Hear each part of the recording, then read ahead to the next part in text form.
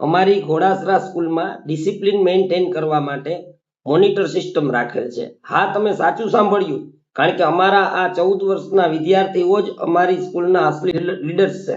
કેવી રીતે, ચાલો બતાવું। હેલો ફ્રેન્ડ્સ, હું Dhaval Shah, principal of Ghodasara school. સૌથી પહેલા તો દરેક મોનિટર્સને સમજાવવામાં આવે છે કે કેવી રીતે વિદ્યાર્થીઓનું ધ્યાન રાખવું અને કેવી રીતે પોતાનું કામ બેસ્ટ રીતે કરવાનું છે।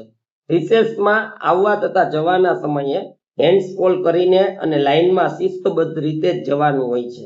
સ્કૂલના દરેક ખૂણે આ મોનિટર્સ ગોઠવાયેલા હોય છે। કોઈ પણ લાઇન તોડે નહીં અથવા મિસબિહેવ કરે તો આ લીડર્સ બધું જ હેન્ડલ કરી શકે છે। આ શીખવે છે કોન્ફિડન્ટ રિસોલ્યુશન અને ટીમ મેનેજમેન્ટ। ગેટ પાસે પણ અમુક ખાસ બેઠક વ્યવસ્થા સંભાળે છે, જેથી રશ ન થાય, શાંતિથી ડિપાર્ચર થાય।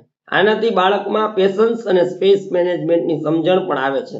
સાયકલ પાર્કિંગમાં પણ 2 મોનિટર ખાસ હોય છે, જે સાયકલને શિસ્તબદ્ધ રીતે બહાર કાઢવામાં મદદ કરે છે। આ બાળકોને ઓર્ગેનાઇઝેશન અને રિસ્પોન્સિબિલિટીના પાઠ ભણાવે છે। મિત્રો, આ ફક્ત ડ્યુટી નથી, આ પ્રેક્ટિકલ ડેમોક્રેસી છે, જ્યાં તમે બાળકને જવાબદારી આપો છો અને ત્યારે તેઓ કોન્ફિડન્સ લેવલ તેનો નેક્સ્ટ ઉપર જાય છે। તેઓ ભવિષ્યમાં કોઈના ફોલોઅર્સ નહીં પણ લીડર્સ બનશે। હું તેઓને પાણીમાં પણ કેવી રીતના ધ્યાન રાખવું અને પાણીનો બગાડ ન કરવો જોઈએ વિદ્યાર્થીઓએ, તે પણ તેઓને સમજાવવામાં આવે છે અને મોનિટર્સ આ બધું પણ મેનેજ કરે છે।